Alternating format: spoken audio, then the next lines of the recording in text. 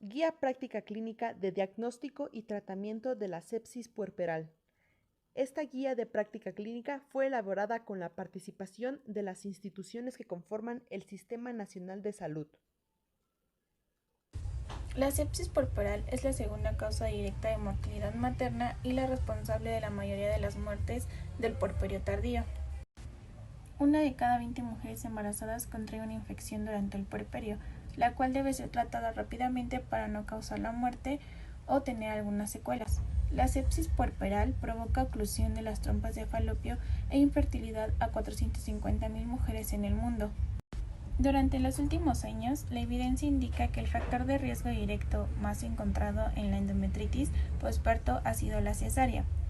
El propósito de esta guía de práctica clínica es ser una herramienta para estandarizar el diagnóstico y tratamiento de la sepsis puerperal y posterior a su implementación disminuir las secuelas y la mortalidad materna en unidades hospitalarias de segundo y tercer nivel de atención. El objetivo de esta guía es identificar los factores de riesgo para el desarrollo de la sepsis puerperal, definiendo los criterios para el diagnóstico oportuno de esta misma, proporcionando las recomendaciones terapéuticas oportunas con base en la evidencia científica disponible sobre el tratamiento, vigilancia y pronóstico de la sepsis puerperal, estableciendo criterios de la referencia oportuna a la unidad de terapia intensiva y a la unidad médica de alta especialidad. Vamos a tener como definición de la sepsis puerperal que va a ser aquella infección del tracto genital que va a ocurrir entre el periodo transcurrido entre la rotura de membranas o el nacimiento y 42 días posparto con la presencia de uno o más de los siguientes datos clínicos: dolor pélvico, flujo vaginal anormal, flujo fétido transvaginal y por último retardo de la involución uterina y fiebre. De acuerdo a la guía de práctica clínica de sepsis puerperal, tenemos factores de riesgos que se clasifican en generales y específicos. Como generales tenemos a la anemia, a la desnutrición, a la obesidad, a enfermedades crónico-debilitantes, pobreza, condiciones sanitarias e higiénicas deficientes. Como factores de riesgo específicos tenemos un control prenatal deficiente, aborto inducido, infección de vías urinarias, cervicovaginitis, procedimientos invasivos de cavidad uterina, rotura prematura de membranas de más de 6 horas, óbito fetal, trabajo de parto prolongado, exploraciones vaginales múltiples, mayores a 5, coriopnionitis, parto prolongado, desgarros cervicales y vaginoperineales mal reparados, así como una revisión manual de la cavidad uterina, hemorragia obstétrica en la cesárea, técnica quirúrgica inadecuada y tiempo quirúrgico prolongado. El diagnóstico se va a basar en la historia clínica obstétrica, viendo los antecedentes, así como también la evolución del embarazo y los signos y síntomas que se detectaron en el examen físico, que pueden variar dependiendo su foco infeccioso, ya sea en las mamas, el endometrio o en la herida quirúrgica. También se pueden basar en los estudios de laboratorio y gabinete, así como en los de imagen. En cuanto al diagnóstico para la sepsis puerperal, este es muy importante que se sustente en la historia clínica obstétrica completa, que recopile todos los datos de todos los antecedentes y signos y síntomas que hayan sido detectados en el examen físico de la paciente. Estos pueden variar dependiendo del sitio del foco infeccioso y se debe apoyar en estudios de laboratorio y gabinete. Es muy importante realizar las pruebas diagnósticas y algunas de estas pueden ser la biometría hemática, la función renal, la función hepática, exámenes generales de orina, pruebas de coagulación, gasometría arterial, electrocardiograma, una ecografía pélvica y también se puede recomendar una abdominal. Es muy importante realizar alguna tomografía axial, computarizada, cultivos de Gram. En este caso se recomienda que sea de ser posible de varias secreciones, como pueden ser la sangre, la orina, los esputos, de catéter, de heridas o secreciones. Eso sería todo en cuanto a las pruebas diagnósticas para un diagnóstico de sepsis puerperal. Bueno, Una vez definida qué es la sepsis puerperal, cuáles son los factores que me predisponen a esta patología y cómo es su fisiopatología, vamos a hablar de cómo combatirla y tratarla. Yo les voy a hablar sobre el tratamiento farmacológico. Vamos a tener en cuenta que este tipo de tratamiento va a ser una terapia de soporte y una terapia antimicrobiana. Este tratamiento va a ser llevado a cabo desde que nosotros tenemos la sospecha de que la mujer puede cursar con esta patología. Esto antes de que tengamos como tal los resultados de los cultivos antes ya obtenidos. Este tipo de terapia o tratamiento va a ser empírico, porque como tal no va a ser específico para cierto tipo de patógeno, sino va a ser como una terapia de soporte, como ya lo dije, para que no se agrave esta sepsis puerperal a un shock séptico o a una sepsis grave. Para tratar la sepsis puerperal podemos hacer uso de la terapia antimicrobiana, de esteroides, así como de aminas. Voy a hablarles sobre la terapia antimicrobiana. Este tipo de terapia o de tratamiento va a permitir el uso de una o más drogas o, como lo conocemos, fármacos. Esto quiere decir que vamos a poder usar una terapia de combinación o una monoterapia. Esto es posible siempre y cuando el tipo de medicamentos que usemos nos ayuden a combatir como tal el posible patógeno que nosotros creemos o que sospechamos que nos está causando la sepsis puerperal. Al haber ya escogido el tipo de terapia que vamos a utilizar, lo primero que tenemos que hacer es administrar como tal antibióticos intravenosos dentro de la primera hora, una vez hecho como tal el diagnóstico de sepsis puerperal. Esto con el fin de que este tipo de tratamientos nos ayuden a hacer una cobertura contra hongos y bacterias que nosotros sospechemos que nos estén causando esta patología.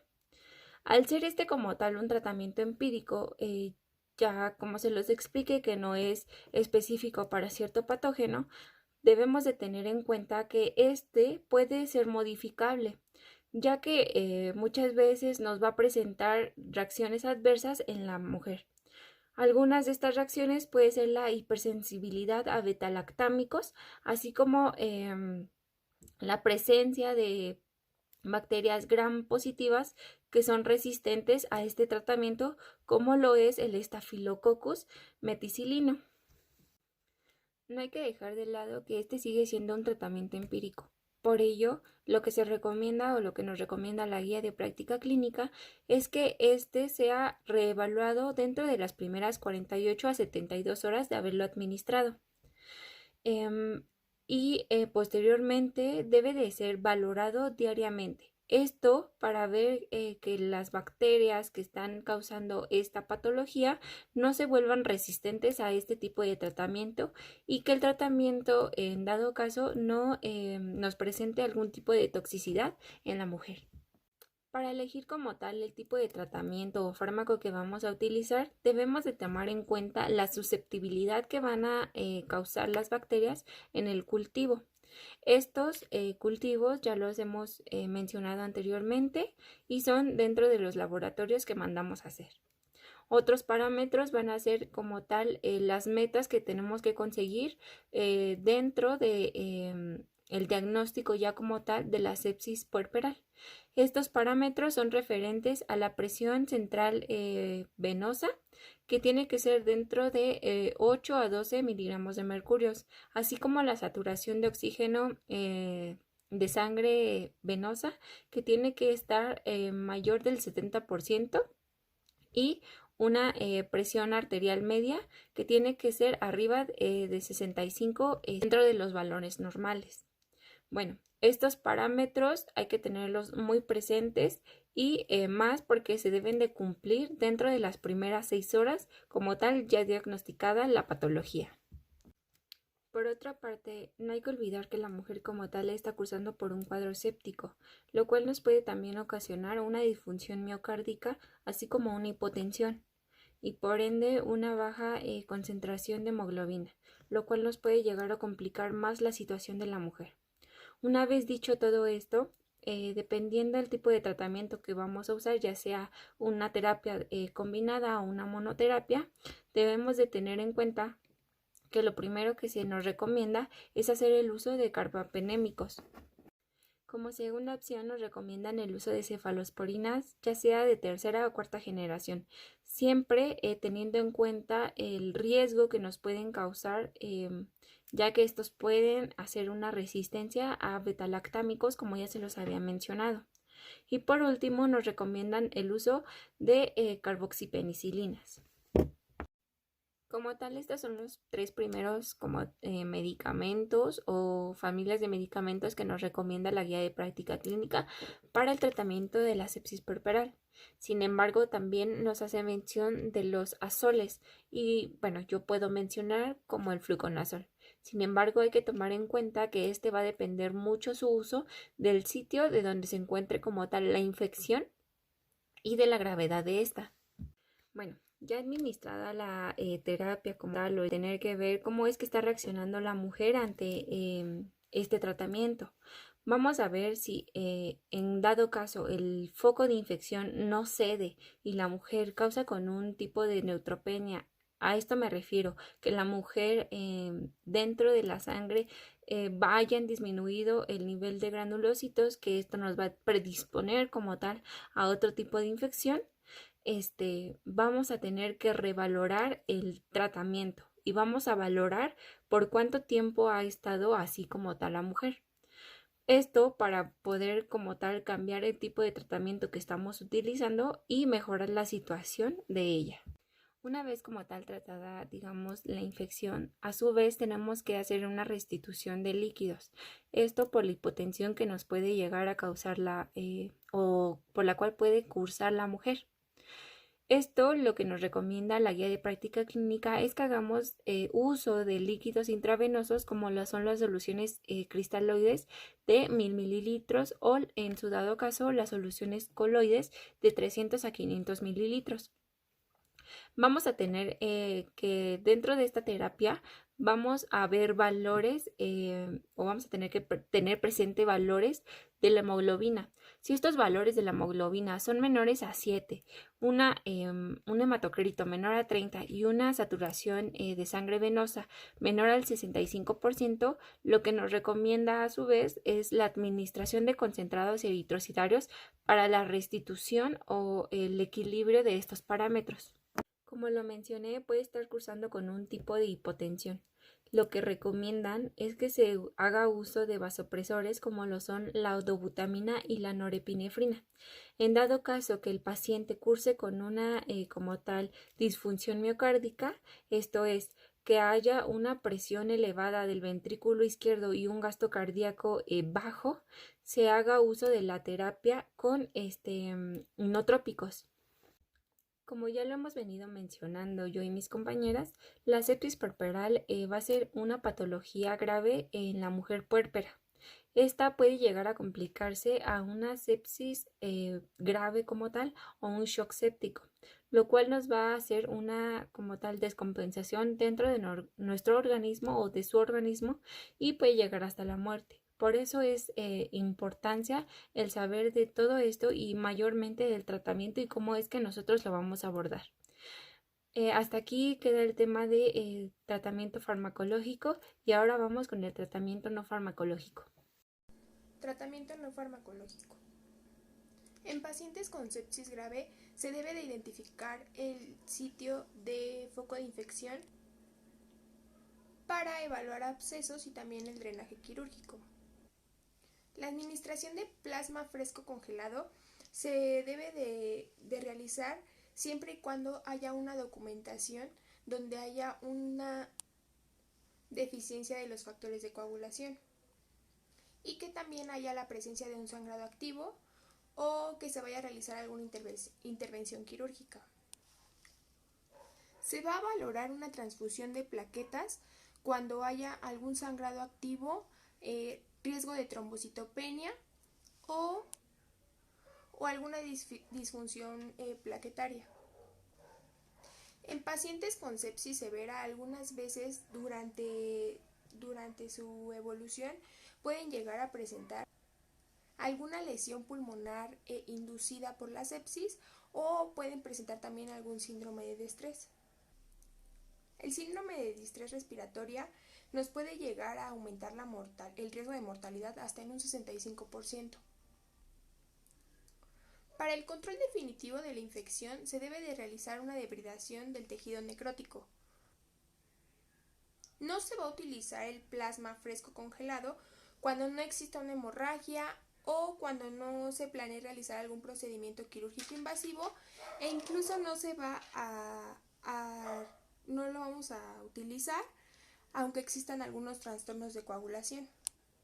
La transfusión de plaquetas se va a realizar cuando el conteo sea menor a 5.000 milímetros cúbicos con sangrado aparente o cuando exista algún riesgo significativo de hemorragia y la cuenta sea de 5.000 milímetros cúbicos a 30.000 milímetros cúbicos. Y bueno, para mantener también un conteo mayor o igual a 50.000 milímetros cúbicos cuando se planee el procedimiento quirúrgico o invasivo. En estos pacientes se debe de manejar una ventilación mecánica con parámetros de volumen corriente de 6 mililitros sobre kilogramo de peso ideal. Y bueno, esta va a ser la medición de presión de Pletau, que sea menor a 30 centímetros. Y bueno, se va a utilizar la presión positiva al final de la expiración, y bueno, a partir de 5 centímetros se va a ir ajustando de 2 a 3 centímetros y bueno, hasta que se pueda mantener una oxigenación adecuada y no se presente ningún tipo de efecto hemodinámico. Se debe de manejar muy conservadoramente los líquidos en pacientes que no tengan evidencia de hipoperfusión tisular. Como criterios para una referencia ante un ingreso de unidad de terapia intensiva o segundo nivel, se va a encontrar con la paciente que tenga un cuadro clínico de fiebre, hipotermia, alteración de el estado de alerta, que tenga un Glasgow menor o igual a 8, necesidad de soporte ventilatorio mecánico, hemodinámico, cardiovascular, metabólico, neurológico y renal. También vamos a encontrar laboratorios de leucocitosis, leucopenia, vandemia, alcalosis respiratoria y lactacidemia. Para criterios de referencia a una unidad médica de alta especialidad o de tercer nivel, va a ser porque no se cuenta con la unidad de terapia intensiva en segundo nivel o que requiera de recursos de apoyo médico o tecnológico. En cuanto a los criterios de contrarreferencia, es cuando los pacientes que cursan un estado de mejoría y se egresan a sus unidades de adscripción y con la recomendación de un seguimiento, así como para la detección temprana de alguna complicación y su manejo oportuno.